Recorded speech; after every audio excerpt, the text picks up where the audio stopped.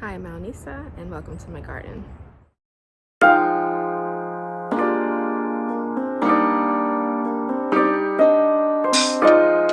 Hi guys, long time no speak, at least out here. This is the first time I'm really getting out here since the winter, and I'm kind of surveying what's going on out here, and I thought I'd take you guys along to show you the state of things. Like most of the people across the country, I was affected by that deep freeze, that Arctic freeze that kind of swept across the nation, and all of my fall vegetables were killed. I mean, it was really pretty tragic and disappointing. I had lots of beautiful lush greens growing, and the saddest part is I didn't even get to taste them because it came so unexpectedly. I did learn some good lessons though. I didn't invest in any frost cloths or things like that because our winters are pretty mild, and all of the crops that I planted out here could survive pretty low temperatures. And typically our temperatures don't drop below their threshold, but as we all learn in gardening, expect the unexpected. So after I take a look around, I think I'm going to direct sow some vegetables today and see what I can put in the ground. It's been pretty warm. I don't know about your area, but here in Georgia Zone 8A, it has been pretty nice, and I know all about fall springs, so I'm not getting too excited. But while the soil is warm and workable, I think I'm going to direct sow some beets and kohlrabi, things that can tolerate cooler weather when the temperatures do eventually drop, but things I can get in the ground now while the soil is warm enough so that I can expect some good germination. So let's get started and take a look around and brace yourself because it ain't pretty.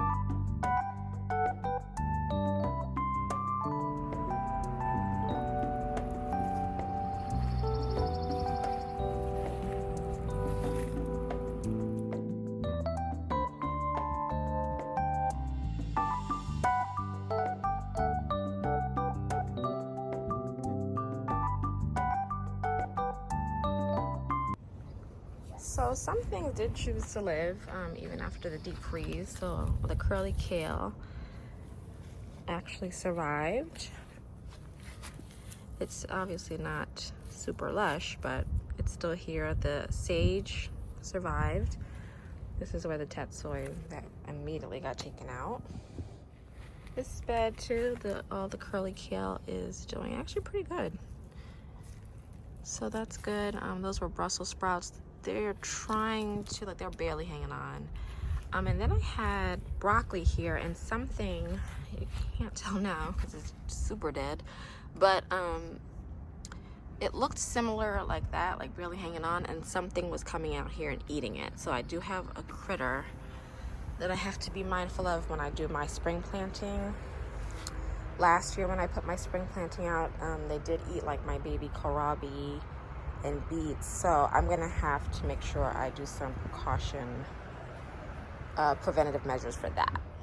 I have some spray, repels all, I think it's called, and it worked last time, so I'll probably just spray that around. It's non-toxic, it's just irritating to their nose. I'm assuming it's a rabbit.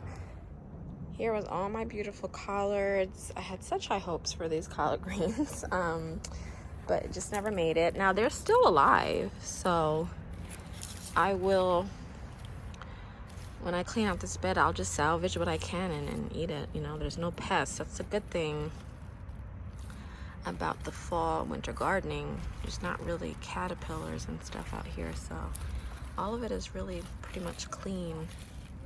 It just has some dead leaves, and it's not as full as it probably would be if it didn't get damaged. What's interesting though is that this is all store-bought starts that I got, and then over here these were my kales that I brought, not kale, collard greens that I started from seed, and they just were so much more lush. Now I don't know if that's because it was the variety or because I grew them myself, but they're still pretty nice. They look a little, I don't know, they don't look as crisp, and I think that's because of the freeze. They're really pretty. I'll see. I'll harvest them when I clean this bed up and taste them and see if they're any good or if they're just kind of damaged. Chives looking good. Good old chives. And here are my other two Brussels sprouts again. Still alive, but not thriving. Oh wait! Oh my gosh! I didn't see this. Holy crap! Oh wow! Okay. I mean, they're the smallest Brussels sprouts in history, but I see they were growing.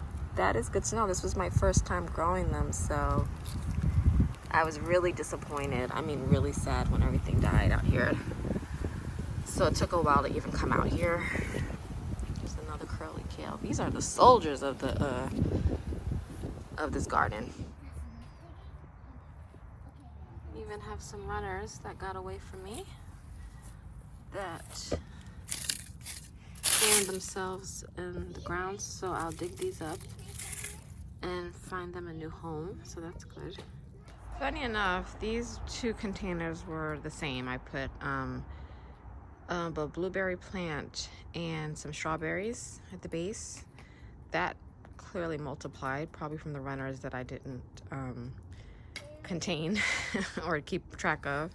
But this one is budding a little bit. It is budding, but the strawberries didn't make it in this one, which is interesting though. I see one fighting to come back, so I'm hoping that the rest come back because they are perennials, but I just think that's so interesting. It does have a different growing medium. I wonder if that matters at all.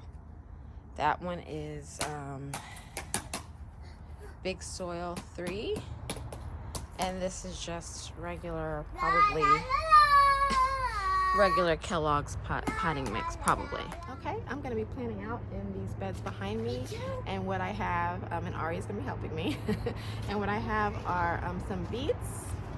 I have a few different varieties. I have Chiogia this kind, some golden beets.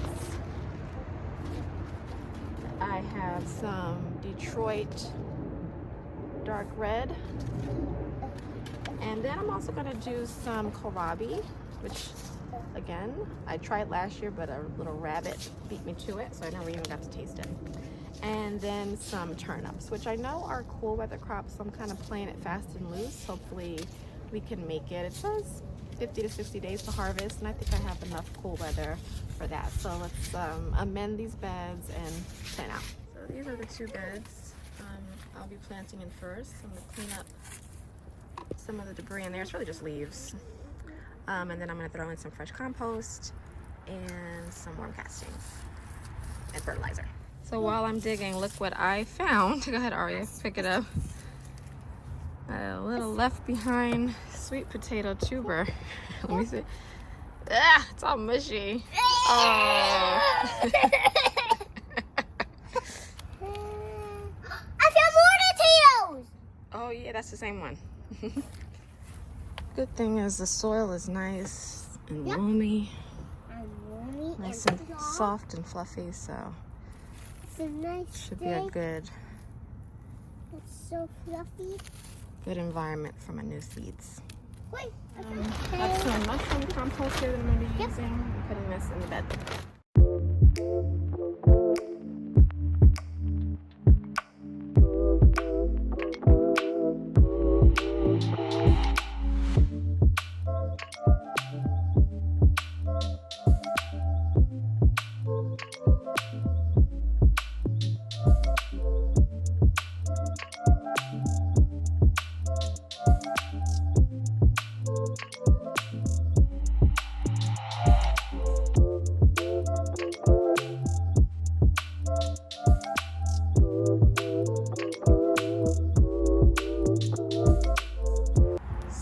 See, this particular bed had a lot of settling. As you can see how low the soil is compared to that one. So I'm gonna have to add another bag of soil to this one. So I went to Tractor Supply and actually purchased some more raised bed potting soil for this bed. And it has a lot of a mixture of coconut coir, which is perfect because it's nice and soft. And it'll be good for the carrots that I plan on planting in here. Another user told me I should consider putting sand also, because I just have not had good luck with carrots, but this year is going to be different. Okay, so that's nicely filled back to almost to the top, so good level. And now time to get planting. Oh, it feels so soft and cuddly. I'm going to use the square foot gardening method for this bed for the beets and kohlrabi and stuff. So I like to use a seeding square to give me like an idea, or not even an idea, a good guide as to what to plant and how many to plant. According to the guide, for beets you can do either 9 to 16 per square foot, which is a square foot, and I'm going to do 9 because I want to give them some good spacing. So 9 are the yellow circles, so I'm going to put 9 beet seeds in this space. Thankfully, I'm going to be doing the Detroit dark red right now. Thankfully, beet seeds are easy to see, not like carrot seeds. And I'm just going to go ahead and plant them. I'm going to do 2 seeds per hole. So I'm going to put an extra one. And no, I didn't poke the hole first because these are small. Okay. Alright, they're there. And I'm just going to press them lightly.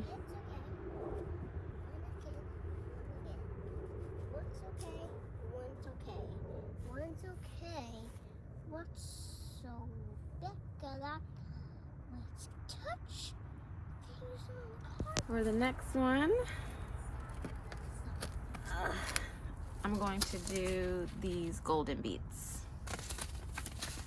And same deal, just going to plant 9 and 2 seeds per hole. Okay. And I'm just going to press them down.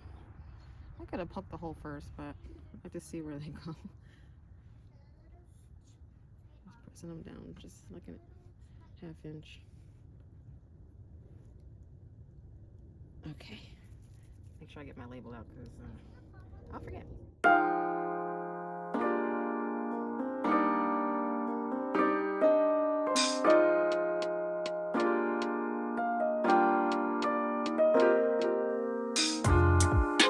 And then for this one, I'm gonna do some turnips. And for turnips, you can do 9 per square foot. So, go ahead. I'm gonna do my holes first this time because I think turnip seeds are smaller. I don't want to lose them. Make sure they go directly in. Yeah, so these are like brassica seeds. Really small. Quite a few, maybe 3. I'll just thin it out after. And go ahead and cover those up. And last but not least for this bed, I'm going to make a couple lines for carrots. I'm just throwing a bunch of stuff in here, so I'm gonna make 2 kind of trenches here, like this, and just sprinkle some carrot seeds, and I'll thin them out once they start growing. These are some rainbow mixed carrots. These are the So Easy.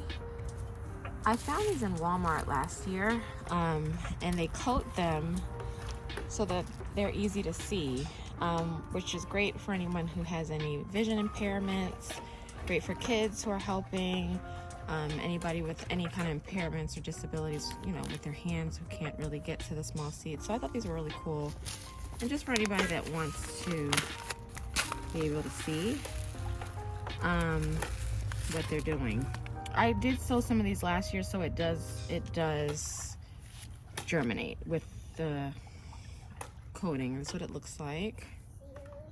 This is all natural material of clay, lime, and perlite. So this should make it easy to be able to see where I'm planting, especially since it's getting darker right now. Oh, it's pink, my favorite color. These are carrot seeds. My hands are dirty. I need to wash them.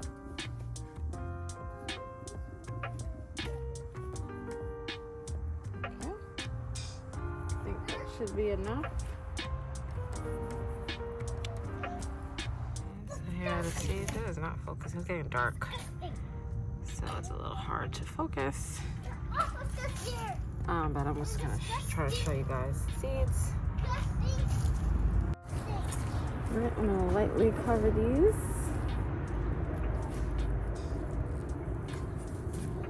And get them watered in. I could probably do a third row right here, but I'll leave it. Maybe I'll put some lettuce seeds over there. Okay. All right, I'll plan it out. Let me go get some markers so I don't forget what I've done. I'm gonna have to look back at the video to make sure everything's correct.